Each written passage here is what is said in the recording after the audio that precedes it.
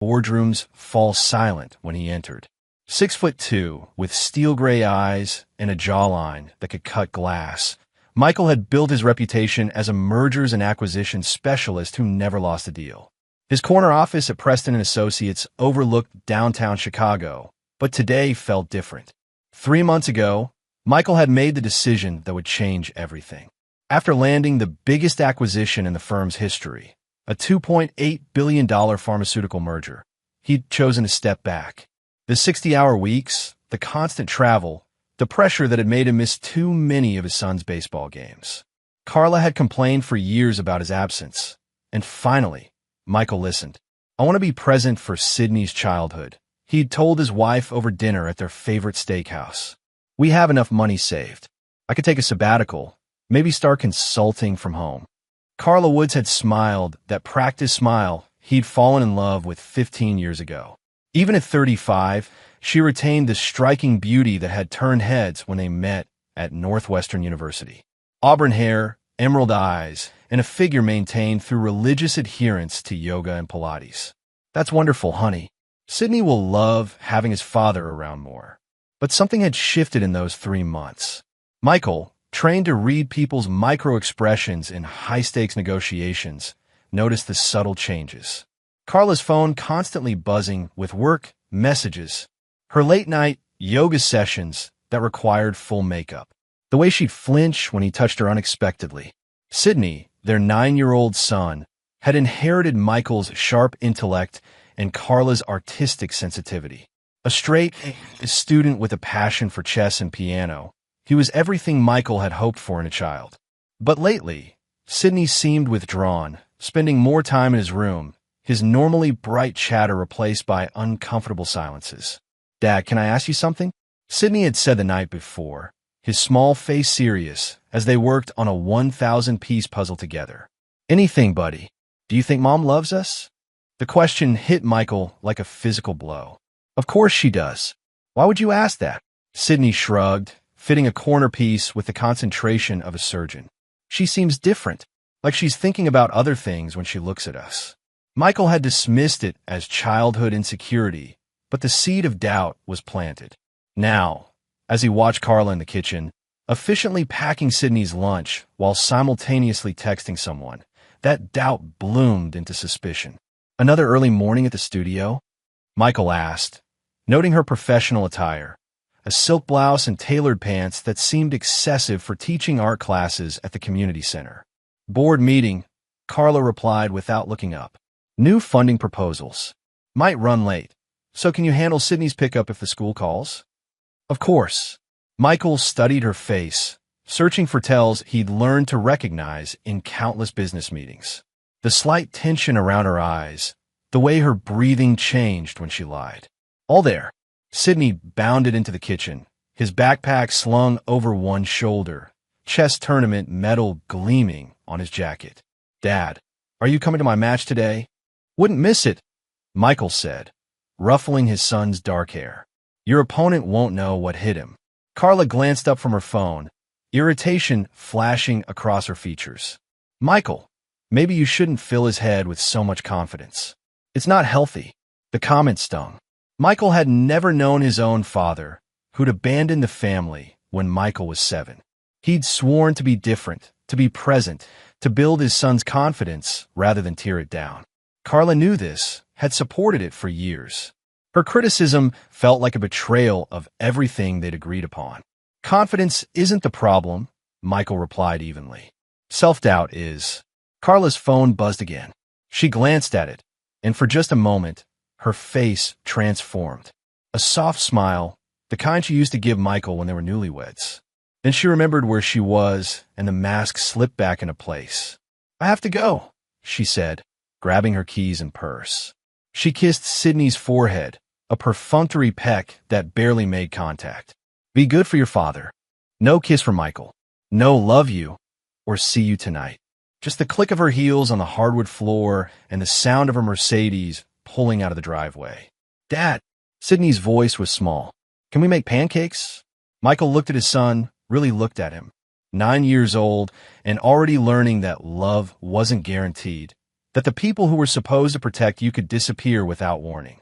Not on Michael's watch. Pancakes it is, Michael said, rolling up his sleeves. But we're talking chocolate chip pancakes. The kind your mother says will rot your teeth. Sydney giggled, the first genuine laugh Michael had heard from him in weeks.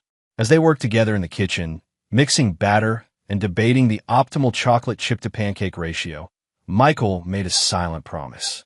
Whatever was happening with Carla, whatever game she was playing, he would protect his son. And if she was betraying their family, if she was destroying the life they'd built together, she would learn that Michael Woods was not a man who forgave easily. He'd spent his career dismantling companies and rebuilding them stronger. If necessary, he'd do the same with his marriage. The morning passed peacefully, father and son talking about everything and nothing. Sydney's chess strategy, the possibility of a family trip to Yellowstone, whether aliens might play chess. Normal conversations that felt precious in their simplicity. At 11:47 a.m., Michael's phone rang. Riverside Elementary School. Mr. Woods? This is Principal Fleming. I'm afraid Sydney has been taken ill. He vomited in class and is asking for you. Can you come pick him up? Michael was already reaching for his keys. I'll be right there. Chapter 2. The footage. Michael's Range Rover cut through midday traffic with practiced efficiency. Sydney was rarely sick, and when he was, it usually came with a fever or other obvious symptoms. This felt different, sudden and inexplicable. Riverside Elementary sat in one of Chicago's most prestigious neighborhoods, its red brick facade and manicured grounds reflecting the substantial tuition Michael paid for Sydney's education. The building buzzed with the controlled chaos of a school day in progress, children's voices echoing from classrooms as Michael strode toward the main office. Principal Josephine Fleming met him at the door, her expression grave. A woman in her 50s with steel gray hair and the bearing of someone accustomed to handling difficult situations. She gestured for Michael to follow her down the corridor. How is he? Michael asked, his pace matching hers. Physically, he seems fine now. No fever, no other symptoms. But Mr. Woods, there's something else we need to discuss. They passed the nurse's office where Michael could see Sydney sitting on a cot, looking pale but alert. The boy's face brightened when he saw his father, but there was something else in his eyes, relief mixed with an emotion Michael couldn't quite identify. Dad! Sydney jumped up, wrapping his arms around Michael's waist. I want to go home. We'll get you home, buddy. But first, let's make sure you're okay. Michael knelt to Sydney's eye level, examining his son's face. What happened? Did you eat something weird? Sydney's eyes darted toward Principal Fleming, then back to his father. My stomach hurt all of a sudden. Like when you see something that makes you feel sick inside. An odd way to describe nausea, but children often struggled to articulate physical symptoms. Michael stood, ready to sign whatever paperwork was necessary to take his son home. Mr. Woods, Principal Fleming said, her tone careful. Could I speak with you privately for a moment? Michael glanced at Sydney, who had retreated to the cot. Something was definitely wrong here. Buddy, can you wait here with Nurse Williams while I talk to Mrs. Fleming? Sydney nodded, but Michael caught the flash of anxiety across his son's face. Whatever had happened, it was more than a simple stomach bug. Principal Fleming led him to her office, closing the door with deliberate care. Her desk was organized chaos, student files, scheduling charts, and a coffee mug that read World's Most Patient Principal. She didn't sit, instead moving to stand by the window that overlooked the playground. Mr. Woods, there was an incident today during recess. Sydney witnessed something that, well, it's complicated. Michael's spine straightened. What kind of incident? Your wife came to pick up Sydney early. Around 10:30 a.m. She had proper identification and was on our approved pickup list, so there was no issue with releasing him to her care. Michael's blood pressure spiked. Carla picked him up? She's supposed to be at work. She didn't mention anything about an appointment. That's what concerned us. Sydney seemed confused by the early pickup. He kept asking where you were, why his mother was taking him out of school. When Mrs. Chun, his teacher, asked your wife about the reason for the early departure, she was vague. Said it was a family matter. The pieces weren't fitting together. Carla had specifically asked Michael to handle any school issues because she'd be in meetings all day. Why would she show up unannounced to collect Sydney? Where did they go? Michael asked. Principal Fleming's expression grew more troubled. That's where things get interesting. About an hour later, Sydney returned to school.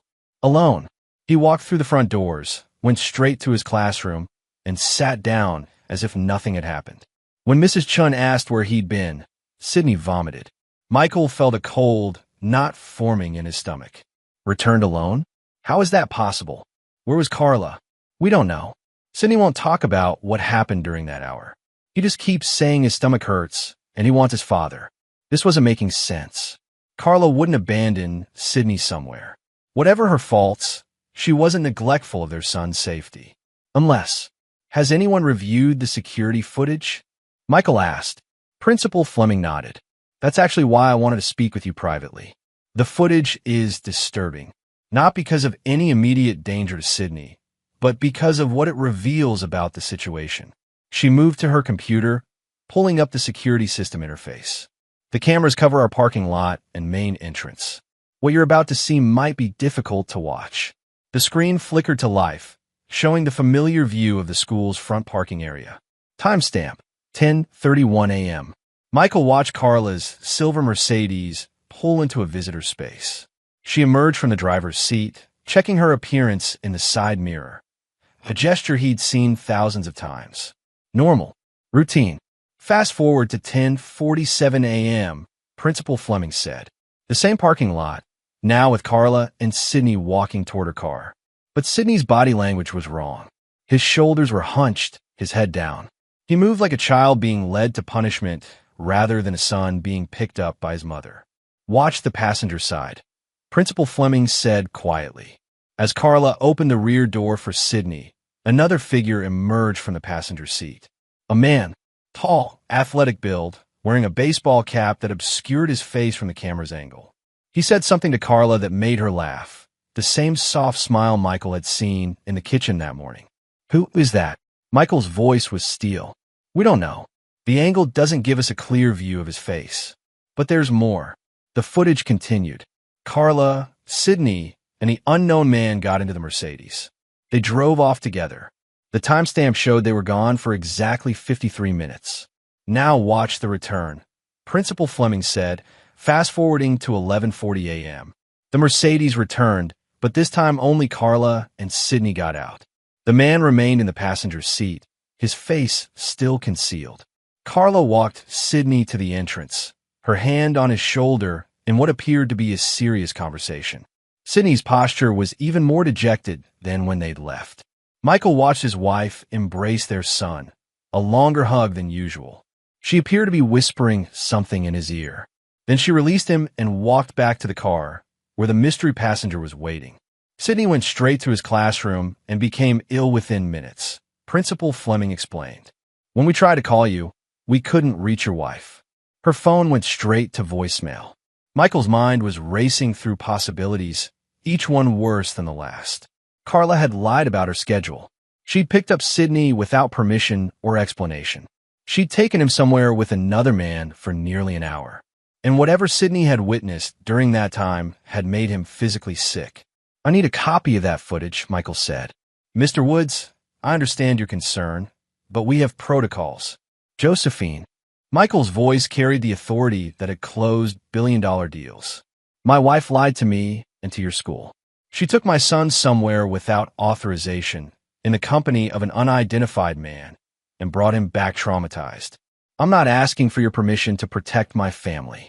Principal Fleming studied his face for a long moment. In her years as an educator, she developed a keen sense for reading parents. Michael Woods wasn't a man who made idle threats or empty demands. There was something dangerous in his stillness, like a predator calculating its next move. I'll have our IT department prepare a copy for you, she said finally. But Mr. Woods, if this is heading where I think it is, please remember that Sydney needs stability above all else. Michael stood, his expression unreadable. Sydney will have stability. I guarantee it. As they returned to collect Sydney, Michael's phone buzzed with a text message. Carla, running later than expected. Board meeting turned into dinner. Don't wait up. Love you. Love you. The casual lie wrapped in false affection. Michael deleted the message without responding. Sydney remained quiet during the drive home, staring out the window at the Chicago skyline. Michael wanted to press for details about the missing hour, but his son's fragile state demanded patience. Whatever Sydney had seen, it was traumatic enough to make him physically ill. Pushing now would only cause more damage. Dad, Sydney's voice was barely above a whisper. Yeah, buddy. Are you and Mom going to get divorced? The question hung in the air like a challenge. Michael had always been honest with Sydney, treating him as intelligent enough to handle age-appropriate truths. But this truth, the growing certainty that Carla was having an affair, would shatter his son's world. Why would you ask that? Sydney was quiet for several blocks. When he finally spoke, his words were careful and measured. Sometimes adults do things that hurt other people, and sometimes the people who get hurt can't forgive them. Michael glanced in the rearview mirror. His 9-year-old son was staring back at him with eyes that looked decades older than they should. Whatever happens between your mother and me, Michael said carefully, it won't change how much I love you. You understand that, right? Sydney nodded, but the sadness in his expression suggested he understood far more than any child should have to. As they pulled into their driveway, Michael made a decision. Whatever game Carla was playing, whatever betrayal she was orchestrating, it ended now. He would gather evidence, understand the full scope of her deception, and then he would act. Michael Woods had built his reputation on never losing. He didn't intend to start now. Chapter 3. The plan takes shape. That evening, Michael sat in his home office with the security footage playing on a loop. Frame by frame, he analyzed every detail of the mysterious passenger in Carla's car. The man's build suggested someone in his 30s or 40s, athletic but not bulky. Designer shoes visible when he'd stepped out briefly. Wedding ring on his left hand, a detail that made Michael's jaw clench. Sydney was asleep upstairs, exhausted from the day's emotional trauma. Michael had spent an hour reading with him, letting his son decompress with familiar stories about knights and dragons. Simple tales where heroes always won and villains were easily identified. If only real life offered such clarity. At 9:47 p.m., Carla's Mercedes pulled into the driveway. Michael minimized the video file and picked up a business magazine, arranging himself in his leather chair as if he'd been reading all evening. The sound of her heels on the marble foyer echoed through the house, each click deliberate and measured. Michael, I'm home, she called, her voice carrying false brightness. In the office, he replied, without looking up from an article about market volatility that he wasn't actually reading. Carla appeared in the doorway, still wearing the same outfit from that morning, but with subtle changes. Her lipstick had been reapplied recently. Her hair, while professionally styled, showed signs of being touched, the kind of slight musing that came from intimate contact. How did the board meeting go? Michael asked, his tone conversational. Productive, but exhausting. We're applying for a major arts grant, so there's a lot of documentation required. She moved to the built-in bar cart, pouring herself a glass of wine with the practiced ease of someone who needed alcohol to maintain her performance. How was Sydney? Any problems at school? The question was asked with the casual interest of a mother checking on routine matters. No acknowledgement of her unauthorized pickup, no explanation for the mysterious passenger, no concern for why Sydney had become ill. Either she was a masterful actress, or she genuinely believed Michael was unaware of the day's events. He got sick, Michael said, watching her reaction carefully. Vomited in class around noon. I had to pick him up. Carla's hand paused for a fraction of a second before lifting the wine glass to her lips. Poor baby. Is he feeling better? Seems to be. The nurse thought it might be something he ate, but he didn't have breakfast with the usual foods. Michael turned a page in his magazine, maintaining the appearance of distraction. Strange that it came on so suddenly. Children's stomachs are sensitive, Carla replied, settling into the chair across from his desk. Too much excitement. Not enough sleep, changes in routine. Any number of things could trigger nausea. Changes in routine, like being unexpectedly picked up from school by a mother who was supposed to be in meetings all day, taken somewhere with a strange man, and returned traumatized.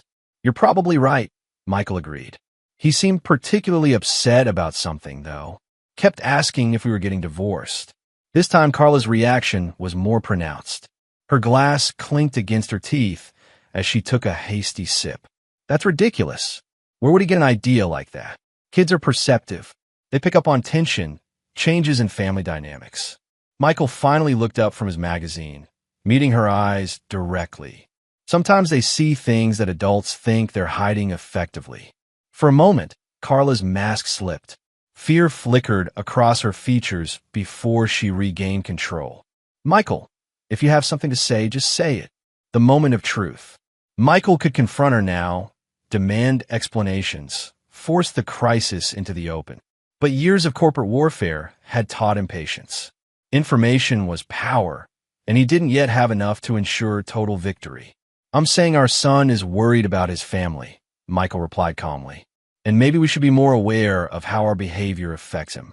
Carla relaxed slightly, interpreting his words as general marital advice rather than a specific accusation. You're right. We should probably spend more family time together. Maybe plan something special for the weekend. Good idea. Michael returned to his magazine. I'm sure Sydney would enjoy that. They sat in silence for several minutes, the unspoken tension filling the space between them. Carla finished her wine and excused herself to shower and prepare for bed. Michael listened to her footsteps on the stairs, the sound of water running through the pipes, the familiar rhythm of her nighttime routine. When he was certain she was occupied, Michael opened his laptop and began researching private investigators. He needed more than security footage and suspicions. He needed irrefutable evidence of her affair, documentation of her lies, and most importantly, he needed to understand how deep the deception went. The first PI firm he contacted came highly recommended for marital investigations. Discretion guaranteed, their website promised. Evidence that holds up in court. Michael scheduled a consultation for the following morning. Next, he reviewed his financial accounts. Joint checking, savings, investment portfolios, all easily accessible to Carla. If she was planning to leave him for her mystery lover, she might be siphoning money gradually to avoid detection. A quick review showed no unusual withdrawals, but Michael transferred the majority of their liquid assets to accounts in his name only. If Carla wanted to play games with their marriage, she wouldn't be doing it with his money.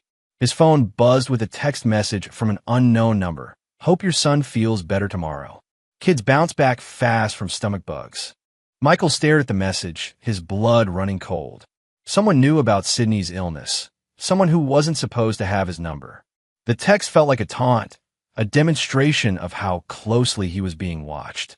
He screenshotted the message and forwarded it to his personal email for documentation. Then he blocked the number and enabled additional security settings on his phone. Whatever game was being played, it had escalated beyond simple adultery. Upstairs, the shower turned off. Soon Carla would emerge, slip into bed beside him, and continue the charade of their marriage. Michael wondered how long she'd been lying to him, how many board meetings and yoga sessions had been cover for her affair. The betrayal cut deep, but the rage went deeper. Michael Woods was not a man who accepted defeat gracefully. In the corporate world, he was known for his ability to turn hostile takeovers into complete domination. Companies that challenged him didn't just lose. They were dismantled piece by piece until nothing remained but cautionary tales. As he climbed the stairs to his bedroom, Michael began formulating his strategy. Phase 1. Gather comprehensive evidence of Carla's infidelity.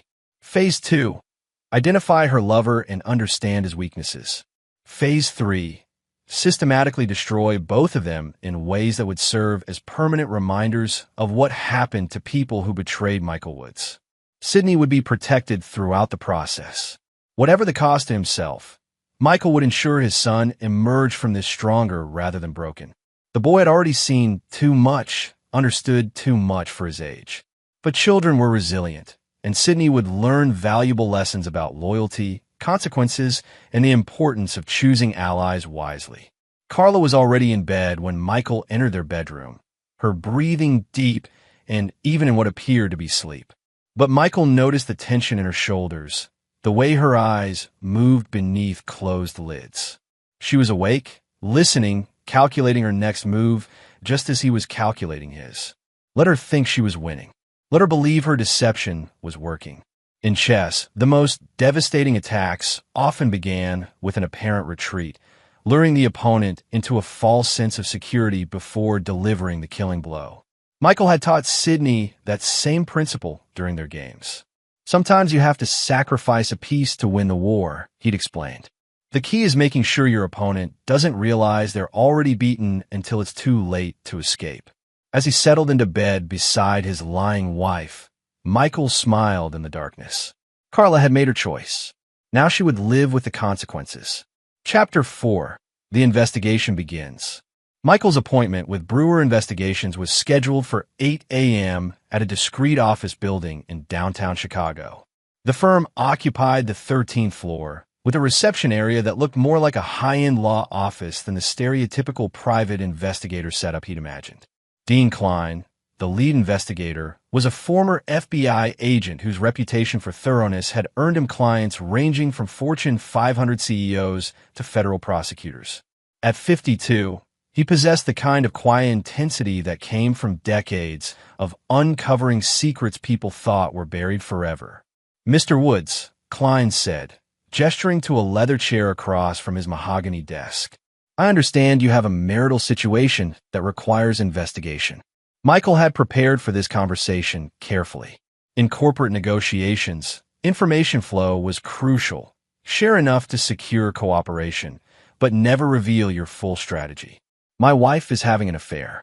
I need comprehensive documentation for divorce proceedings." "Understood. Do you have any evidence currently?" Michael slid a USB drive across the desk. "Security footage from my son's school yesterday. Timestamp 10:31 a.m. through 11:40 a.m. My wife picked up our 9-year-old son with an unidentified male companion.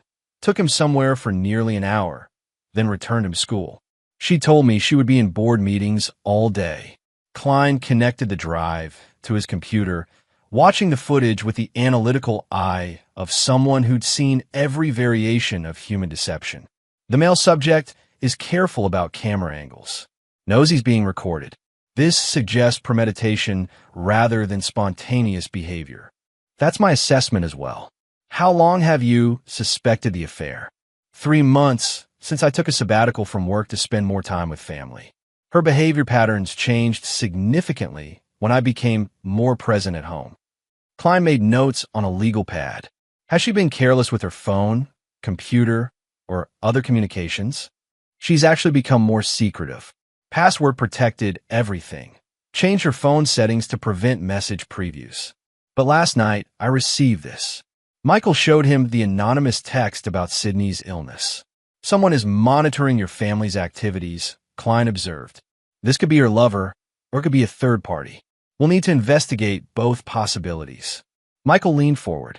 "I want comprehensive surveillance on my wife. Phone records, email monitoring, GPS tracking, financial activity. Everything legal and admissible in court. That's extensive. Are you prepared for what we might uncover? Sometimes the truth is more devastating than the suspicion." Michael's expression hardened. "I'm prepared for anything. What I won't tolerate is being played for a fool while my son is caught in the middle." Klein quoted his rates. Substantial, but reasonable considering the scope of work involved. Michael authorized payment for 2 weeks of intensive investigation, with the option to extend based on findings. "We'll need to install tracking software on her devices," Klein explained. "That requires physical access to her phone and computer for approximately 10 minutes each." "Not a problem. She goes to yoga every Tuesday and Thursday evening. I can create an opportunity. We'll also need to establish financial monitoring. If she's planning to leave you, there might be hidden accounts or unusual transactions." Michael had already begun this process, but Klein's resources would be more comprehensive. Whatever it takes. As Michael left the investigation office, his phone rang. "Carla." "Good morning, honey." Her voice carried the artificial sweetness of someone performing happiness. "I forgot to mention yesterday. I have a lunch meeting with a potential donor today. Might run until mid-afternoon." Another lie. Michael checked his watch. 9:15 a.m. Less than 12 hours since her last fabrication. and she was already constructing her next one. Of course, Michael replied. Anyone I might know? Brett Pearson. He runs a foundation that supports community arts programs. Very generous patron, but he likes to take his time making decisions. Brett Pearson. Michael filed the name away, already planning to research every detail of the man's life. If this was her lover, his name alone was a major break in the case. Sounds promising. Will you be able to pick up Sydney from school, or should I handle it? You should handle it, Carla said quickly. Brett prefers longer conversations, and I don't want to seem rushed. No problem. Sydney and I can grab dinner somewhere if you're running late. Perfect. Love you. The words felt like ice picks in his chest. Love you. How easily she wielded that phrase as a weapon, using their shared history to deflect suspicion while she systematically destroyed their marriage. Michael drove home and immediately began researching Brett Pearson online. What he found was worse than he'd imagined. Pearson was 34, a successful commercial real estate developer whose foundation work was well documented in local media. Handsome in the way that attracted women and intimidated men, with the kind of effortless confidence that came from inherited wealth. His LinkedIn profile showed extensive connections in Chicago's arts community, making his interaction with Carla plausible. More disturbing were the society photos from charity events over the past year. Several showed Pearson and Carla together, always in group settings, never obviously intimate, but their body language told story. The way she angled toward him in conversations, the frequent eye contact, the subtle touches on his arm when she laughed at his comments. Michael found their first public appearance together, a September gallery opening, exactly 3 months ago. Right when Carla's behavior had started changing. The timeline was damning. Deeper research revealed more troubling details. Pearson was married to Allison Pearson, a pediatric surgeon at Northwestern Memorial Hospital. They had 2 young children and appeared to be the perfect family based on their social media presence. Like Michael and Carla, they seemed to have everything: wealth, career success, beautiful children. But Michael's trained eye spotted the cracks. Pearson's recent Instagram post showed him at events without his wife, claiming she was on call or with the kids. Dr. Allison Pearson's posts had become less frequent and more focused on her work rather than family activities. The classic pattern of a marriage under strain. His phone buzzed with a text from Dean Klein. Initial financial review complete. Found 3 cash withdrawals of $500 each over the past month. Always on days when your wife claimed to be at yoga or board meetings. Transactions occurred at ATMs near the Drake Hotel downtown. The Drake Hotel, expensive, discreet, frequented by people who valued privacy over economy. Michael had taken Carla there for their 5th anniversary, back when their marriage was genuine rather than a performance. Now she was using their old romantic hideaway to betray him. Michael's rage was building, but he channeled it into planning. Emotional decisions led to tactical errors, and he couldn't afford mistakes. This required the same methodical approach he'd used to dismantle hostile corporations, identify weaknesses, exploit vulnerabilities, and strike when the target was most exposed. He spent the afternoon researching Dr. Allison Pearson, learning everything he could about Brett's wife. A brilliant surgeon, apparently dedicated to her family, completely unaware that her husband was destroying 2 marriages simultaneously. She deserved to know the truth, but timing was crucial. Revealing the affair prematurely might allow both cheaters to escape consequences. At 3:30 p.m., Michael arrived at Riverside Elementary to collect Sydney. His son emerged from the building looking much better than the previous day, his natural resilience having restored his typical energy. "Dad, can we go to that pizza place with the arcade games?" "Absolutely," Michael replied, relieved to see Sydney acting normally. "But first, tell me about your day." "Everything good." Sydney climbed into the Range Rover, buckling his seatbelt with the efficiency of a child accustomed to luxury vehicles. Mrs. Chun asked if I was feeling better, and Tommy Wilkins asked why I left school early yesterday. Michael's attention sharpened. "What did you tell him?" "I said Mom had to take me somewhere." Sydney's voice became smaller. "I didn't tell him about the man." "The man in Mom's car?" Sydney nodded, his earlier enthusiasm fading. "Dad, why did Mom take me to that place? And why did the man keep looking at his watch like he wanted to leave?" This was the opening Michael had been hoping for, a chance to understand what Sydney had witnessed without traumatizing him further. "Can you tell me about the place? What did it look like?" It was a big building with lots of windows, like where rich people live in movies. Mom and the man went inside, and I had to wait in the car for a really long time. The Drake Hotel. Michael's suspicions were confirmed, but the detail about Sydney waiting in the car added a new layer of cruelty to the situation. Carla had brought their son along to her affair, forcing him to be complicit in her betrayal. "Were you scared waiting by yourself?" "A little, but mostly I was confused. The man seemed nice when he talked to me, but he kept looking at Mom in a way that made me feel weird." Michael felt his control slipping, rage building like pressure in a sealed container.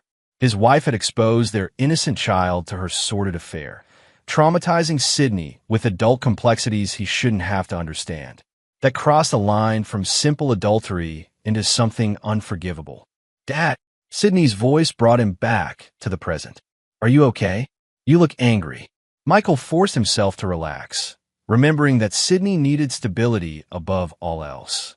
"I'm fine, buddy. Sometimes adults have to deal with complicated problems, but that's not your responsibility." They drove to Pizza Palace, where Sydney's mood improved dramatically as he demolished 3 slices of pepperoni pizza and dominated the arcade games. Michael watched his son laugh and play, memorizing these moments of innocence before the storm that was coming. His phone buzzed with another message from Klein. Subject's phone GPS shows her at the Drake Hotel, room 847. Same location for the past 2 hours. I have operatives in position for photographic evidence. Room 847. The same suite Michael had booked for their anniversary years ago.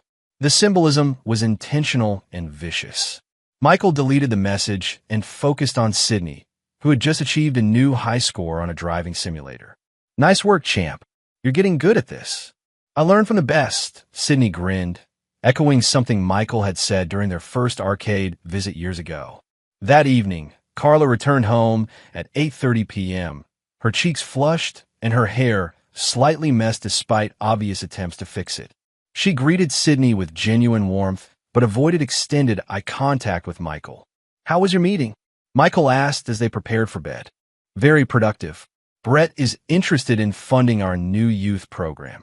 She disappeared into their walk-in closet, emerging in silk pajamas that Michael recognized as recent purchases. "He wants to schedule a follow-up meeting next week." "Sounds like a generous man." "He is. Very passionate about supporting the arts." Michael wondered if she could hear the absurdity of her own words. Passionate about supporting the arts. More like passionate about supporting his wife into hotel beds. As Carla settled into bed beside him, Michael's phone vibrated with an encrypted message from Klein containing a single photograph. The image was taken through a hotel window using a telephoto lens. It showed Carla and Brett Pearson in an intimate embrace, both partially clothed, clearly in the aftermath of sexual activity. Michael stared at the photo for several seconds, letting the reality of his wife's betrayal crystallize into cold certainty. No more doubts, no more hoping for innocent explanations. She had chosen to destroy their marriage for a man who was betraying his own family. He forwarded the image to a secure folder and deleted it from his phone. Tomorrow, the real work would begin. "Michael." Carla's voice was soft in the darkness. "Are you awake?" "Yeah. I love you." Michael didn't respond immediately. When he finally spoke, his voice was steady and emotionless. "I know exactly what you are, Carla. And soon, everyone else will too." She shifted beside him, perhaps sensing the menace in his tone, but not understanding its source. "What do you mean?" "Nothing. Just thinking about family loyalty and what it means to honor commitments." Carla fell silent, but Michael could feel her tension in the darkness. Let her wonder. Let her worry. In chess, psychological pressure often forced opponents into making desperate moves that exposed their weaknesses. Michael Woods was done being played. Now it was his turn to control the game. Chapter 5. The trap is set. Dean Klein's report arrived at 6 a.m. via encrypted email, comprehensive and damning. Over the past week, Klein's team had documented 17 separate meetings between Carla and Brett Pearson. Hotels, restaurants, her art studio after hours, even a weekend trip to Lake Geneva that Carla had claimed was a solo retreat for artistic inspiration. The financial evidence was equally devastating. Carla had been gradually moving money from their joint accounts to a separate checking account opened 3 weeks ago. Small amounts to avoid detection, but the pattern was clear. She was funding an exit strategy. Most interesting was the intelligence on Brett Pearson.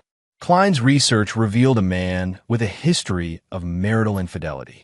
2 previous affairs during his 8-year marriage to Dr. Allison Pearson, both with younger women involved in arts organizations his foundation supported. The pattern suggested predatory behavior rather than genuine romance.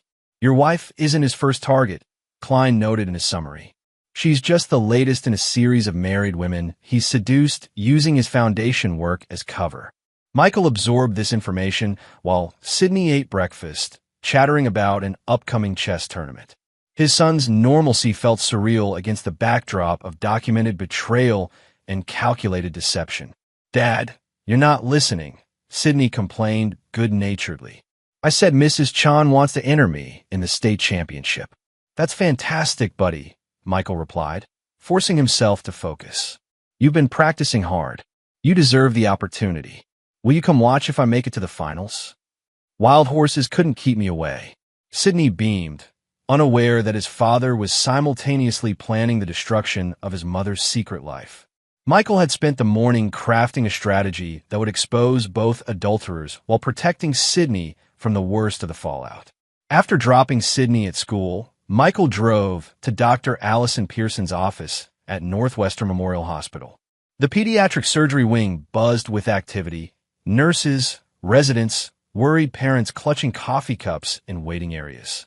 Michael had researched Dr. Pearson extensively and knew her schedule. She had a 15-minute break between surgeries at 10:30 a.m. He found her in the physician's lounge, reviewing patient charts over a cup of coffee. At 31, Allison Pearson was strikingly beautiful in an understated way. Intelligent eyes, confident posture, the kind of composed professionalism that came from saving children's lives on a regular basis. "Dr. Pearson," Michael approached with the careful deference appropriate for interrupting a surgeon. "I'm Michael Woods. I apologize for coming unannounced, but I have information about your husband that you need to see." Allison looked up from her charts, instantly alert. "I'm sorry, who are you?" "My wife is having an affair with Brett. I have photographic evidence." The words hit like a physical blow. Allison's coffee cup trembled slightly, but her expression remained controlled. Years of delivering devastating news to parents had taught her to process shock without losing composure. "I don't understand," she said quietly. "Why are you telling me this?" Michael sat across from her, pulling out a tablet containing selected images from Klein's surveillance.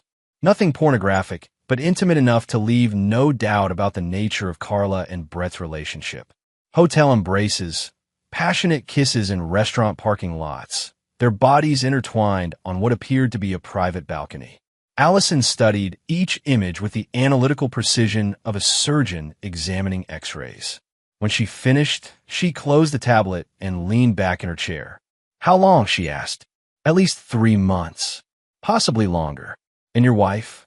"Carla, you said? She's married to you?" 15 years. We have a 9-year-old son." Allison nodded slowly, pieces clicking into place. The late board meetings. The foundation work requiring evening and weekend hours. The sudden interest in supporting emerging artists. Her voice carried bitter recognition. "I should have known. This isn't his first time. I'm aware of his history," Michael said carefully. "But I wanted you to hear it from me before taking any action." "Action?" Allison's laugh was sharp and humorless. "What kind of action did you have in mind?" Michael leaned forward, his voice dropping to a conspiratorial whisper. "Brett and Carla think they're being clever. Meeting in hotels, using foundation business as cover, planning their escape from their respective marriages. But they've made assumptions about how their betrayed spouses will react. Such as, they expect us to divorce quietly divide assets according to standard agreements, and fade away while they build their new life together. Michael's smile was predatory. They're about to learn how wrong they are. Allison studied his face, seeing something that made her lean back slightly. What exactly are you proposing? A coordinated response. We expose their affair publicly, document their deception comprehensively, and ensure they face consequences that extend far beyond simple divorce proceedings. I'm a pediatric surgeon, Allison said slowly. I save children's lives. I don't engage in revenge plots. And I'm a merger and acquisitions specialist who spent 15 years destroying companies that tried to cheat me. Michael's voice remained calm, but intensity radiated from him like heat. The difference is, this time it's personal. Allison was quiet for several minutes, processing the information and the proposal.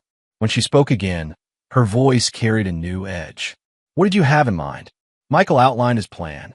Brett's foundation depended on his reputation as a family man committed to community values. His real estate business relied on trust and personal relationships. His social standing in Chicago's elite circles was built on the image of a devoted husband and father. All of that disappears when his pattern of behavior becomes public knowledge, Michael explained. But we need to coordinate our timing to maximize impact.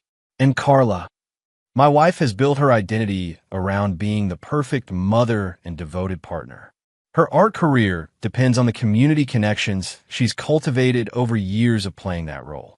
She's also been stealing from our joint accounts to fund her exit strategy. Michael showed Allison the financial evidence Klein had gathered. Embezzlement from a spouse can be prosecuted criminally in Illinois if the amount exceeds certain thresholds. She's already crossed that line. Allison absorbed this information with the same analytical precision she'd applied to the surveillance photos. You're talking about destroying both their lives completely. I'm talking about consequences matching actions. They made choices. Now they live with the results. And our children? How do we protect them from the fallout? Sydney is my priority above everything else, Michael said firmly. Whatever we do, his well-being comes first. But children are resilient when they understand that one parent is fighting to protect the family while the other is tearing it apart. Allison checked her watch. I have surgery in 5 minutes. But Michael, if we do this, there's no going back. Are you absolutely certain you want to go to war? Michael thought about Sydney waiting in the car while his mother betrayed their family, about the text messages taunting him with knowledge of his son's distress, about 15 years of marriage being casually discarded for a serial adulterer who collected married women like trophies. They already started the war, he said quietly. I'm just choosing to fight back. Allison stood, gathering her charts and surgical cap. Give me 48 hours to think about this. If I decide to join you, how do we coordinate? Michael handed her a business card with his personal cell number. Text me a single word. Justice. I'll take that as agreement to proceed. And if I decide this is too dangerous, then I proceed alone. But Allison, understand something. This is happening whether you participate or not. The only question is whether you want some control over how it unfolds. Allison nodded and walked toward the surgical wing, her stride confident despite the bombshell that had just exploded her marriage. Michael watched her go, recognizing a kindred spirit. She had the steel necessary for what was coming. His phone buzzed with a text from Carla. Lunch meeting with Brett ran long. Having dinner with him tonight to finalize foundation details. Don't wait up. Michael deleted the message without responding. Let her think she was winning. Let both of them believe they were cleverly managing their deception while their betrayed spouses remained oblivious. At 3:30 p.m., Michael picked up Sydney from school. His son was animated about his chess tournament preparation, demonstrating moves on a pocket chess set during the drive home. Dad, look at this opening. It's called the Queen's Gambit. You sacrifice a pawn early to control the center of the board. Interesting strategy, Michael replied, watching Sydney manipulate the pieces. Sometimes you have to give up something small to gain something bigger. Exactly. And the best part is, your opponent thinks they're winning when they take your pawn, but really you're setting up for a much stronger attack later. Michael smiled, genuinely for the first time in days. His son was inadvertently describing the exact strategy Michael was employing against Carla and Brett. They thought they were winning, stealing time together, planning their future, believing their spouses were helpless to stop them. They had no idea the real game had just begun. That evening, as Carla prepared for another foundation meeting, Michael sat in his office reviewing the final elements of his plan. Everything was in place. Evidence, coordination with Dr. Pearson, timing for maximum impact. His phone buzzed with a single text from an unknown number. Justice. Dr. Allison Pearson had made her choice. The war was about to begin in earnest. Chapter 6. The Alliance. Michael met Dr. Allison Pearson at a coffee shop in Lincoln Park, far enough from both their usual haunts to avoid accidental encounters with mutual acquaintances. She arrived precisely on time, her professional composure intact, but with an underlying tension that suggested sleepless nights and difficult decisions. "I've been thinking about our conversation," Allison said without preamble, sliding into the booth across from him. "Before I commit to anything, I need to understand exactly what you're planning." Michael appreciated her directness. Complete exposure and systematic destruction of their ability to continue their affair or build a life together. "Be more specific." Michael pulled out a folder containing detailed plans he'd spent the past 2 days refining. Phase 1. Document their pattern of deception comprehensively. We need irrefutable evidence of not just the affair, but the lies, financial theft, and emotional abuse of their families. Phase 2. Simultaneous public exposure. Brett's foundation board receives evidence of his misuse of charitable work for personal affairs. Your hospital administration learns about his pattern of targeting married women in vulnerable positions. Carla's art community discovers her theft from joint marital assets and abandonment of family responsibilities. Allison nodded slowly. Phase 3. Legal and financial consequences. Divorce proceedings that ensure maximum penalty for adultery and theft. Civil suits for alienation of affection and intentional infliction of emotional distress. Criminal charges where applicable. And Phase 4. Michael's smile was cold. Personal destruction. Brett loses his foundation, his business relationships, his social standing. Carla loses her artistic credibility, her community connections, her ability to play the victim. They get exactly what they've earned.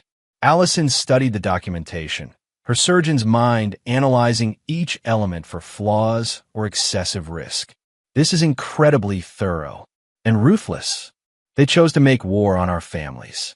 I'm simply ensuring they lose that war decisively. What about collateral damage? Your son, my children, innocent people who might be affected? Sydney is my primary concern, Michael said firmly.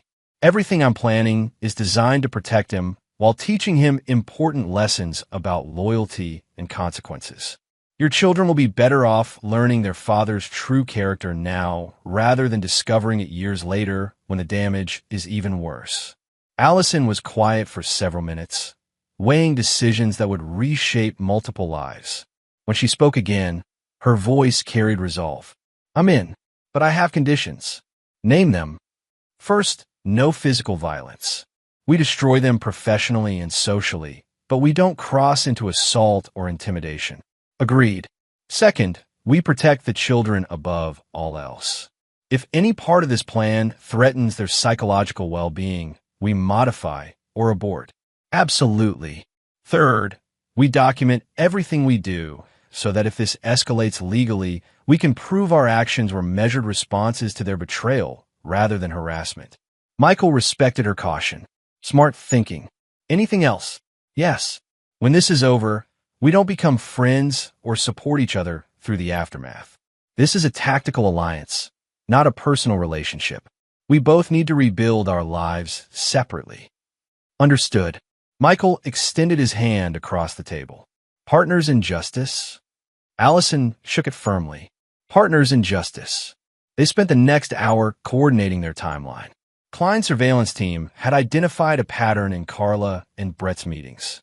Every Thursday, they met at the Drake Hotel for 3 hours, arriving separately and leaving together. This Thursday, Michael and Allison would be ready with photographers, financial documentation, and witnesses. I've arranged for a private investigator to document their meeting from inside the hotel, Michael explained. My PI has connections with hotel security who can provide access to hallway cameras. And I've contacted a forensic accountant to analyze both our financial records, Allison added. We need to document the full scope of their financial deception before they can hide assets or claim ignorance. They were interrupted by Allison's phone buzzing with a text message. She glanced at it, her expression hardening. Brett, asking if I can pick up the kids tonight because he has a late foundation meeting. What will you tell him?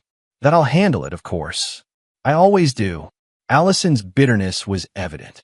He's been using my dedication to our children as cover for his affairs.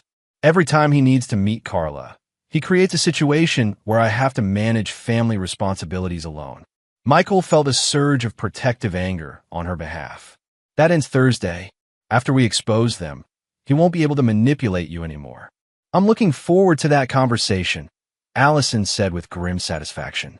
They parted ways with encrypted communication protocols established and specific assignments for gathering final evidence. Michael drove home feeling energized for the first time in months. Having an ally, especially one as intelligent and determined as Dr. Pearson, doubled his confidence in the plan's success. Sydney was in the living room when Michael arrived, surrounded by chess books and practicing complex endgame scenarios. His son's dedication to mastering the game reminded Michael of his own obsessive preparation for corporate battles. How's the tournament preparation going? Michael asked, settling beside Sydney on the couch. Really good. I learned this amazing sacrifice play where you give up your queen to force checkmate in 4 moves. Want to see? Michael watched Sydney demonstrate the tactical sequence, marveling at his son's growing sophistication. That's brilliant, buddy. Sometimes the biggest sacrifice leads to the most decisive victory. Mrs. Chun says chess teaches you to think 10 moves ahead. Like, you have to see what your opponent might do and be ready for all the possibilities. She's absolutely right. The best chess players and the best people always have contingency plans. Sydney nodded seriously. Dad, can I ask you something? Always. If someone lies to you, is it okay to lie back to them? The question caught Michael off guard. What do you mean? Like if someone is being mean or dishonest, can you trick them back to protect yourself? Michael chose his words carefully. Sometimes protecting yourself or your family requires strategic thinking. The important thing is making sure your actions match your values and that you're fighting for the right reasons. So, it's okay to be sneaky if someone is being sneaky to you first. It's okay to be smart when someone is trying to hurt you or the people you love. Sydney seemed satisfied with this answer, returning to his chess studies. But Michael wondered what had prompted the question. Children picked up on adult tensions, even when adults thought they were being subtle. At 7:30 p.m., Carla called to say she'd be having a working dinner with potential foundation donors and wouldn't be home until late. Michael no longer felt the stab of betrayal that had accompanied her earlier lies. Now, her deception simply provided more rope for her to hang herself with. No problem, he told her. Sydney and I are having a great evening. Take all the time you need. After Sydney went to bed, Michael reviewed the final details of Thursday's operation. Klein's team would be positioned throughout the Drake Hotel with multiple photographers and recording equipment. The hotel's security chief, motivated by a substantial cash payment, would provide access to service corridors and elevator cameras. Most importantly, Michael had arranged for Dr. Pearson to accidentally encounter Carla and Brett in the hotel lobby. The confrontation would be recorded, providing irrefutable evidence of their affair while demonstrating their callous disregard for their betrayed spouses. His phone buzzed with a message from Allison. Forensic accountant found $23,000 in unauthorized transfers from your joint accounts to Carla's private account. Also discovered Brett has been using foundation funds to pay for hotel rooms and restaurant meals. We have them on multiple felonies. Michael smiled grimly. Financial crimes carried serious legal consequences and would add credibility to their claims of systematic deception. The Foundation Board would have no choice but to remove Brett immediately, and the IRS would likely launch their own investigation. Wednesday passed in a blur of final preparations. Michael maintained his normal routine with Sydney, school pickup, homework help, dinner together, while orchestrating the most complex revenge operation of his life. The dichotomy felt surreal but appropriate. He was simultaneously protecting his son's innocence and preparing to shatter the illusions that threatened their family. Thursday morning arrived with unseasonable warmth for October. Michael dressed carefully in his sharpest business suit, armor for the battle ahead. As he prepared Sydney's breakfast, his son looked up from his cereal with a serious expression. "Dad, are you going somewhere important today? Why do you ask? You look like you're getting ready for war." Michael paused, struck by his son's perceptiveness. Sometimes adults have to have difficult conversations to protect their families. Like when you told Tommy Wilkins' dad to stop bullying kids at the playground. Michael remembered that incident from the previous year. A father who thought his son's aggressive behavior was boys being boys, until Michael had a private conversation about appropriate boundaries and consequences. Something like that, Michael agreed. Sometimes people need to learn that their actions have consequences. Sydney nodded solemnly. "I hope the difficult conversation goes okay." "It will," Michael assured him. Sometimes the truth is hard to hear, but it's always better than living with lies. As Michael dropped Sydney at school, he felt the weight of impending justice settling over him like a familiar coat. Today, Carla and Brett would learn what happened when they chose to betray Michael Woods and Dr. Allison Pearson. They had no idea what was coming. Chapter 7. The Confrontation. The Drake Hotel's elegant lobby buzzed with its usual mixture of business travelers and wealthy tourists. Michael positioned himself behind a marble pillar with a clear view of the elevators, wearing dark glasses and a baseball cap to avoid recognition.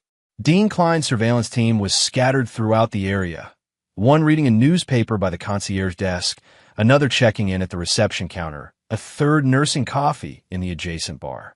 At 1:47 p.m., Carla's silver Mercedes pulled up to the valet station. Michael watched his wife emerge, wearing a black dress he'd never seen before and carrying an overnight bag that made his jaw clench. She moved through the lobby with confident purpose, clearly familiar with the route to the elevators. Brett Pearson arrived 7 minutes later in his silver Porsche, following the same routine. He checked in under the name B. Patterson, close enough to his real name to avoid confusion, but different enough to provide plausible deniability if questioned. The desk clerk handed him a key card without requiring identification, suggesting this was an established arrangement. Michael's earpiece crackled with Klein's voice. "Both subjects are in the elevator, heading to the 8th floor. Team 2 is in position in the service corridor." Phase 1 was proceeding perfectly. Now came the delicate timing required for Phase 2. At 2:15 p.m., Dr. Allison Pearson entered the hotel lobby.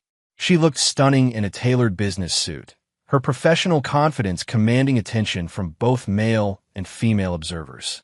She approached the concierge desk and spoke loud enough for nearby guests to overhear. "I'm meeting my husband, Brett Pearson, for drinks. Could you call his room and let him know I'm here?" The concierge's expression shifted from helpful to uncomfortable. "I'm sorry, ma'am, but we don't have a guest registered under that name." "That's strange," Allison replied, her voice carrying perfectly to Michael's recording device. "He specifically told me to meet him here at 2:30. Room 847, he said. Michael watched the concierge's face change as he realized he was being placed in an impossible position. The hotel's registration system would show B. Patterson in room 847, but policy prevented him from revealing guest information. "Perhaps there's been a miscommunication," the concierge suggested diplomatically. "Perhaps there has," Allison agreed, her tone sharpening. "Would it be possible for you to call room 847 and ask if Mr. Patterson is expecting Dr. Allison Pearson?" The concierge reluctantly made the call. Michael could see him speaking in hushed tones, then waiting for a response. When he hung up, his expression was that of a man who'd rather be anywhere else. "The guest in room 847 says he's not expecting anyone and requests not to be disturbed."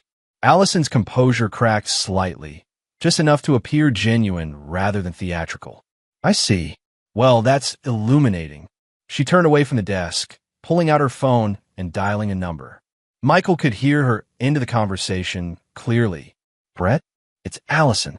I'm in the lobby of the Drake Hotel looking for you. What do you mean you're the office? You told me to meet you here for drinks. No, I'm quite certain about the location. Room 847, you said. Michael watched other guests in the lobby, turning to observe the unfolding drama. A wife confronting her husband's lies in public was the kind of spectacle that drew attention like a magnet. Brett, I'm standing right here. The concierge confirms that someone in room 847 doesn't want to be disturbed. Are you going to explain this, or should I go up there myself? The phone call ended abruptly. Allison stared at her phone for a moment, then walked deliberately toward the elevators. Michael's heart rate increased. This was the moment of maximum risk. If Brett or Carla realized they were being deliberately exposed, they might find ways to minimize the damage. At 2:28 p.m., the elevator arrived at the 8th floor. Klein's voice crackled through Michael's earpiece. Dr. Pearson is approaching room 847. She's knocking on the door. Michael wished he could witness the confrontation directly, but the hallway cameras would capture everything they needed. He could only imagine the shock on Carla and Brett's faces when Allison's voice penetrated their afternoon of adultery. Team 2 reports, door is opening. Subject Pearson appears to be in a hotel bathrobe. Dr. Pearson is speaking to him, but we can't make out the words from this distance. Michael checked his watch. Right on schedule. In approximately 3 minutes, Carla would have to emerge from the room or remain hidden while her lover's wife confronted him. Either choice would provide devastating evidence.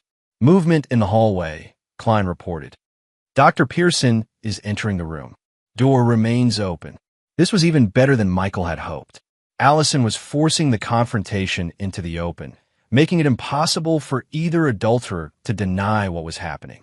2 minutes later, voices became audible in the hotel lobby as the elevator descended. Michael moved closer to his observation position, ensuring his recording equipment would capture every word. The elevator doors opened, revealing Brett Pearson in hastily assembled clothes, followed by Dr. Allison Pearson with her professional composure intact, and finally Carla in her black dress looking disheveled and panicked. This is ridiculous, Allison, Brett was saying as they crossed the lobby. You're making a scene over a perfectly innocent business meeting. Business meeting? Allison's voice carried across the marble space. Is that what you call it when you check into hotel rooms under false names with married women? Heads turned throughout the lobby. The concierge looked mortified. The valet staff paused their activities to observe the unfolding drama. Carla spoke for the first time, her voice shaky. Dr. Pearson, I think there's been a misunderstanding. No misunderstanding. Allison cut her off. I know exactly what you are and exactly what this is. The question is whether your husband knows. Michael felt a surge of admiration for Allison's performance. She was dismantling both adulterers with surgical precision while maintaining the moral high ground. My husband is aware of my foundation work, Carla replied, trying to regain composure. Brett's organization has been very supportive of community arts programs. I'm sure they have, Allison said dryly. Though I doubt the foundation board approved funding for hotel rooms and overnight bags. Brett stepped forward, his face flushed with anger and embarrassment. Allison, you're being irrational. I won't tolerate this kind of public humiliation. You won't tolerate it? Allison's voice rose slightly. Brett, you've been systematically lying to me for months, using our children as cover for your affairs, and stealing from your own foundation to pay for hotel rooms. What exactly do you think you're in a position to not tolerate? The lobby had gone completely silent, except for Allison's voice echoing off the marble surfaces. Michael counted at least 20 witnesses, including hotel staff who would remember this confrontation for years. Carla looked around desperately, finally spotting Michael behind his pillar. Her face went pale as she realized the scope of what was happening. Michael, her voice was barely a whisper. What are you doing here? Michael stepped into view, removing his sunglasses and cap. When he spoke, his voice carried the authority that had dominated countless boardrooms. I'm documenting the destruction of our marriage, Carla. 15 years of vows, 3 months of lies, and approximately $23,000 in theft from our joint accounts. The precision of his numbers hit like physical blows. Carla stumbled backward, her face cycling through shock, fear, and desperate calculation. Michael, I can explain. No need, Michael replied calmly. I have photographs, financial records, witness statements, and now this public admission of your affair. The explanation is quite clear. Brett attempted to regain control of the situation. This is harassment. I'm calling hotel security. Please do, Allison encouraged. I'm sure they'd be interested to learn about your use of false identities and your foundation's questionable expense practices. Michael watched both adulterers realize simultaneously that they were trapped. No escape route, no plausible denials, no way to minimize the damage. They had been outmaneuvered completely. The divorce papers will be filed Monday morning, Michael informed Carla. You'll also be hearing from the district attorney regarding the embezzlement charges. Dr. Pearson, I believe you mentioned involving the foundation board. Monday morning as well, Allison confirmed, along with the IRS, the Illinois Attorney General's office, and the ethics committee at Northwestern Memorial. Carla's legs gave out, and she sank into a nearby chair. The reality of her situation was finally penetrating. Professional ruin, criminal charges, social ostracism, and the loss of everything she'd built over 15 years of marriage. Sydney, she whispered. What about Sydney? Michael's expression hardened. You should have thought about Sydney before you brought him along to witness your betrayal. He knows exactly what you are, Carla. The only question is whether he'll forgive you eventually. And my children? Brett demanded, turning to Allison. We'll learn that actions have consequences, Allison replied. An important lesson their father apparently never mastered. Michael surveyed the scene with grim satisfaction. 2 lives destroyed, 2 marriages ended, multiple careers ruined. The price of betrayal had been paid in full. Enjoy your new life together, he told the defeated couple. You've certainly earned it. As Michael walked away from the wreckage of his marriage, he felt something he hadn't experienced in months. Peace. The war was over. Justice had been served. Now he could focus on building a better life for Sydney and himself. The truth had set him free. Chapter 8. The Reckoning. The aftermath unfolded with the systematic precision of a controlled demolition. By Monday morning, Michael's attorneys had filed divorce papers citing adultery, abandonment, and conversion of marital assets. The criminal complaint regarding Carla's embezzlement was submitted to the Cook County District Attorney's Office within hours. Dr. Allison Pearson's coordination with the Foundation Board proved devastatingly effective. Board Chairman Douglas Fry called an emergency meeting for Tuesday morning after reviewing the evidence package Allison had prepared. Photographic documentation of Brett's hotel meetings, financial records showing misuse of foundation funds, and witness statement from the Drake Hotel confrontation painted an irrefutable picture of systematic deception. Michael sat in his home office, reviewing updates from Dean Klein while Sydney practiced piano in the living room. The melody of Bach's Invention No. 1 filtered through the house, a soundtrack of normalcy against the backdrop of strategic destruction. Subject Pearson has been terminated from all foundation positions, Klein reported via encrypted message. The board voted unanimously to remove him and is considering pursuing criminal charges for embezzlement. His real estate firm received copies of the evidence package this morning. Michael smiled grimly. Brett's professional destruction was proceeding exactly as planned. Without his foundation work to provide credibility and his established business relationships crumbling under scandal, Pearson would struggle to maintain his lifestyle or social position. A follow-up message detailed Carla's situation. Subject Woods has been removed from all community arts board positions. 3 upcoming exhibitions featuring her work have been canceled. The Lakeshore Gallery is considering legal action to recover advance payments for work that may now be considered controversial. The art community's reaction had been swift and unforgiving. Carla's carefully cultivated image as a devoted wife and mother was central to her artistic credibility. Without that foundation, her career was collapsing as quickly as her marriage. Sydney finished his piano practice and wandered into the office, settling into the leather chair across from Michael's desk. At 9 years old, he possessed an unsettling ability to read adult moods and situations. "Dad, Mom called my school today," Sydney said without preamble. "She wanted to pick me up early again." Michael's attention sharpened. "What did you tell them?" "I told Mrs. Fleming that I only wanted to go home with you. She said that was okay because you're my primary guardian now." Michael had filed for emergency custody as part of the divorce proceedings, citing Carla's pattern of involving Sydney in her adultery and the emotional trauma he'd experienced. The court had granted temporary custody pending a full hearing. "How do you feel about that?" Michael asked carefully. Sydney was quiet for a moment, his young face serious. "I'm sad that Mom made bad choices, but I'm glad you're protecting me from having to see things I shouldn't see." The maturity of his response was heartbreaking. No 9-year-old should have to navigate adult betrayal and moral complexity. But Sydney was handling the situation with remarkable resilience. "Do you want to talk about anything you saw or heard that day?"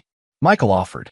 "The man in Mom's car kept looking at his watch," Sydney said thoughtfully, like he was worried about something. "And Mom kept touching his arm when she talked to him. It made me feel weird inside." "That feeling was your instincts telling you something was wrong," Michael explained. "It's important to trust those feelings." "Is that why you got angry? Because your instincts told you Mom was lying?" Michael marveled at his son's ability to connect emotional dots. "Exactly. Sometimes adults think they're being clever, but children see more than they realize." Sydney nodded sagely. "Mrs. Chun says chess teaches you to see patterns other people miss. Maybe real life is like chess too." "How so?" "Like, Mom and that man thought they were winning because they were keeping secrets. But really, you were setting up a trap they couldn't see." Michael felt a surge of pride in his son's analytical thinking. "What made you realize that?" "You got really calm when Mom started lying more. Like you do when you're about to win a chess game. You weren't upset anymore. You were planning." The observation was disturbingly accurate. Michael had indeed shifted from emotional reaction to strategic planning once he decided to destroy both adulterers completely. "Sydney, I need you to understand something important," Michael said seriously. "What I did to your mother and Mr. Pearson was necessary to protect our family. But it's not something I enjoyed. Sometimes being strong means doing difficult things for the right reasons." "I understand," Sydney replied. "Like when you have to take medicine that tastes bad to get better." Exactly like that. They were interrupted by Michael's phone ringing. Dr. Allison Pearson's name appeared on the screen. "Dr. Pearson," Michael answered formally. "The Foundation Board meeting is over," Allison reported. "Brett has been terminated effective immediately. They're also pursuing criminal charges and civil recovery of misappropriated funds." "How much exposure are we talking about?"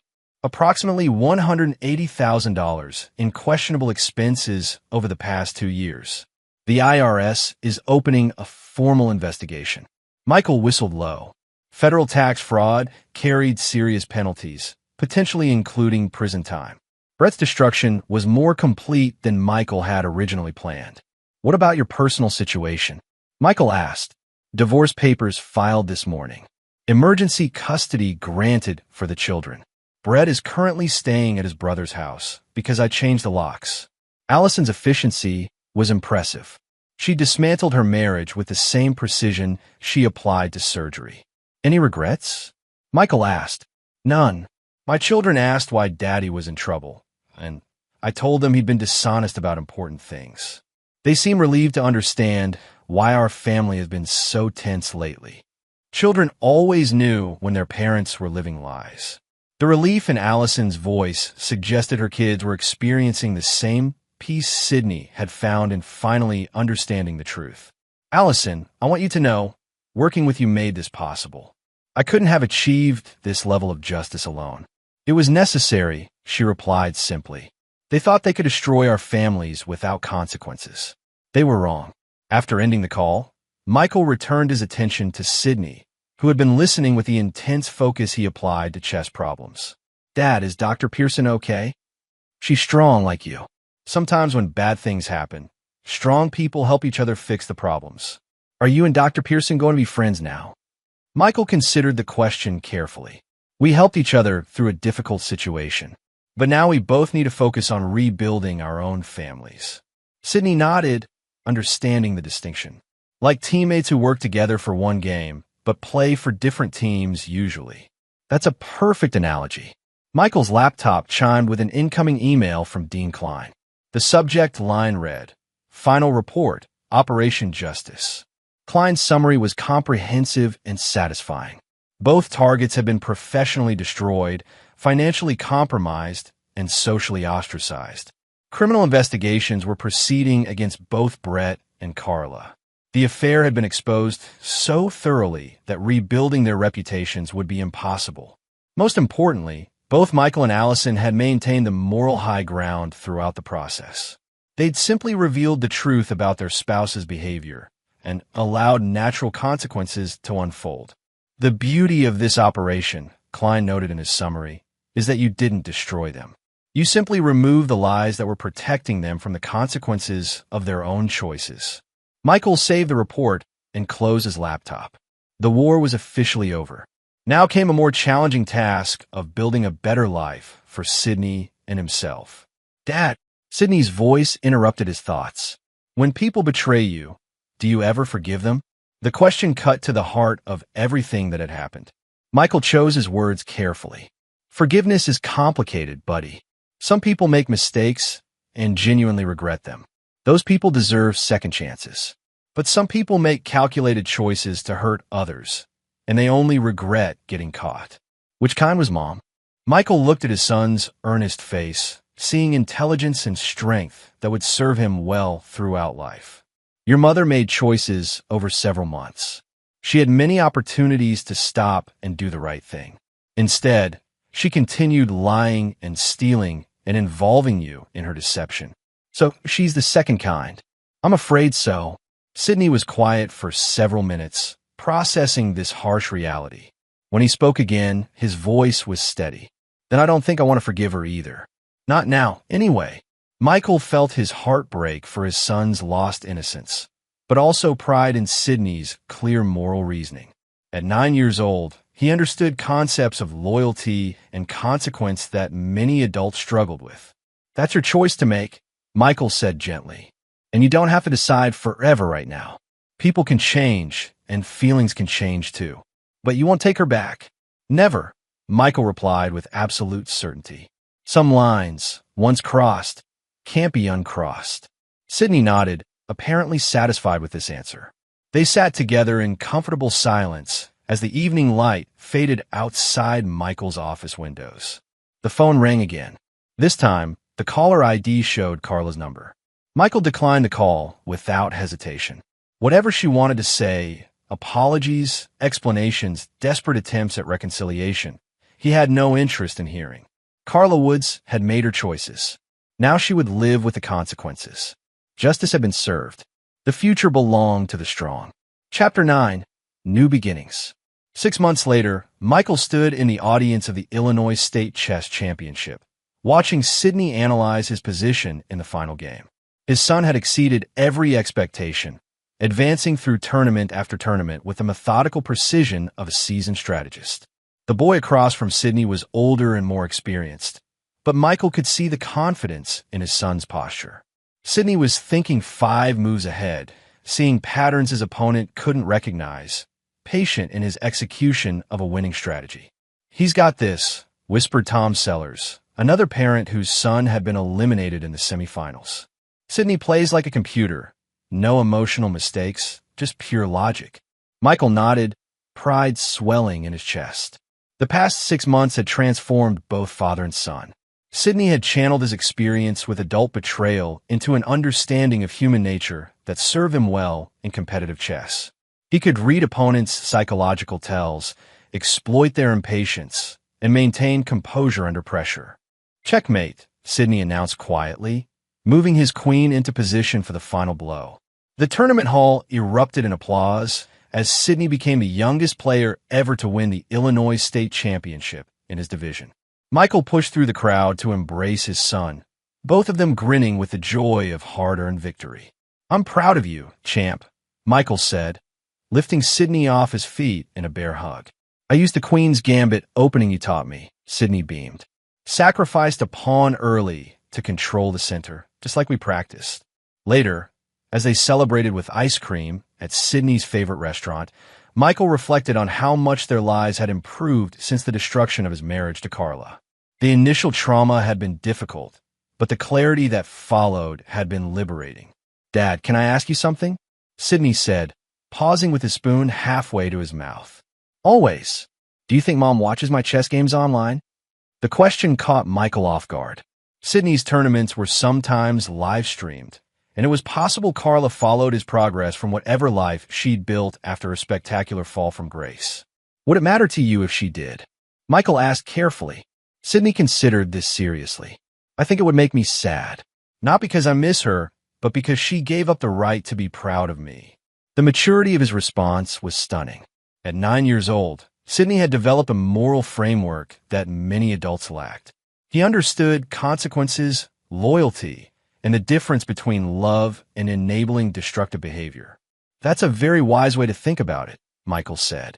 I learned it from watching you, Sydney replied matter-of-factly. You taught me that loving someone doesn't mean accepting their bad choices. Michael's phone buzzed with a text message from Dr. Allison Pearson. Saw Sydney's championship on the news. Congratulations to both of you. Over the past months, Michael and Allison had maintained minimal contact, brief updates on legal proceedings, coordination on school events since their children attended the same chess club, professional courtesy between former allies. Their marriage-ending partnership had achieved its goals, but both understood the importance of rebuilding separately. Dr. Pearson says congratulations, Michael told Sydney. How are her kids doing? Very well from what I hear. Sometimes difficult experiences make families stronger when they're handled properly. Sydney nodded, understanding the reference to their own situation. The trauma of Carla's betrayal had ultimately brought father and son closer together, creating a bond based on mutual respect rather than simple biology. Michael's phone rang as they drove home. Dean Klein's name appeared on the screen. Michael, I have an update on the Pearson situation you might find interesting. Go ahead. Brett Pearson was sentenced this afternoon. 18 months federal prison for tax fraud and embezzlement. He'll also owe $340,000 in restitution to the foundation. Michael felt a grim satisfaction. The legal system had functioned exactly as designed, punishing financial crimes with appropriate severity. Brett's destruction was now complete and official. What about Carla's situation? Plea bargain accepted. 6 months home confinement, 2 years probation, and full restitution of the stolen marital assets. She'll also have to complete community service and financial counseling. The sentence seemed light compared to Brett's, but Michael understood the practical considerations. Carla was a first-time offender with a minor child, factors that typically resulted in reduced penalties. Any word on her living situation? She's renting a studio apartment in Wicker Park, working part-time at a community college teaching basic art classes. Very different lifestyle from what she's accustomed to. Michael felt no sympathy for her reduced circumstances. Carla had chosen to destroy their family for the excitement of an affair with a serial adulterer. She was experiencing exactly the life she'd earned through her choices. After ending the call, Michael glanced at Sydney in the rearview mirror. His son was studying chess notation in a tournament program, already analyzing games for improvement opportunities. Sydney, do you ever wonder what your life would be like if Mom hadn't made those bad choices? Sydney looked up from his program. Sometimes, but then I think about how strong we are now and how much we trust each other, and I think maybe this is better. Better how? Before, I was always worried about things I couldn't understand. Now I know you'll always tell me the truth, even when it's hard. That feels safer. Michael felt his throat tighten with emotion. His son had learned lessons about trust and integrity that would serve him throughout life. The price had been high, but the foundation they'd built together was unshakable. As they pulled into their driveway, Michael made a decision that had been forming for weeks. How would you feel about moving somewhere new? He asked. Maybe Colorado or North Carolina. Someplace where we could have a fresh start. Sydney's eyes lit up with excitement. Really? Like a total adventure. Like a total adventure. New house, new schools, new chess clubs to dominate. Can we get a dog? Michael laughed, the first genuinely carefree sound he'd made in over a year. We can definitely get a dog. That evening, as Sydney worked on homework at the kitchen table and Michael researched relocation options, they settled into the comfortable rhythm of their new life. No tension, no lies, no walking on eggshells around someone whose loyalties were divided. Michael's laptop chimed with an email from an executive recruiting firm in Denver. A boutique M&A consultancy was seeking someone with his experience and reputation. The offer was substantial, the location perfect for outdoor activities Sydney would love, and the opportunity to build something new from scratch was appealing. "Dad, look at this chess problem," Sydney called from the table. Michael closed the laptop and moved to examine the position Sydney was analyzing. It was a complex endgame scenario requiring precise calculation and strategic patience. "What do you think?" Sydney asked. Michael studied the board, seeing the solution emerge from the apparent chaos. Queen's sacrifice on the 7th rank forces the king into the corner for mate in 6 moves. "That's exactly what I thought," Sydney exclaimed. Sometimes the most dramatic move is also the right move. As Michael helped his son work through the tactical sequence, he reflected on the parallels to their real-life situation. The destruction of his marriage had felt dramatic and brutal, but it had ultimately led to a stronger, more honest relationship with Sydney. Some sacrifices were worth making when they led to decisive victory. Later, after Sydney had gone to bed, Michael sat in his office drafting a response to the Denver opportunity. A new city, a new career challenge, and a chance to build something better with his son. The future stretched ahead of them, full of possibilities that hadn't existed when he was trapped in a dying marriage built on lies. His phone buzzed with one final message of the day. An unknown number saw the chess championship. Sydney looked happy. "I hope you both find peace." Michael stared at the message for several seconds, recognizing Carla's writing style, despite the unfamiliar number. She was reaching out from whatever diminished life she'd built, perhaps seeking forgiveness or reconciliation. He deleted the message without responding. Some bridges, once burned, were meant to stay that way. Michael Woods was not a man who forgot betrayal or rewarded those who chose to destroy their families for selfish pleasure. Sydney had learned the same lesson: strength, loyalty, and consequences.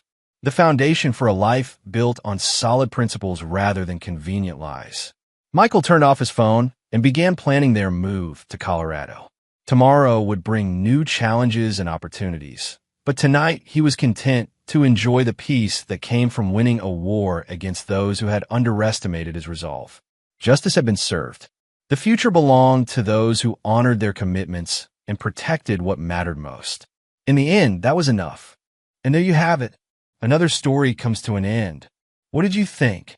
I'd love to hear your thoughts in the comments below. If you enjoyed this story, consider joining our community by subscribing. It means the world to us. For more stories like this one, check out the recommended videos on screen. And I'll see you there.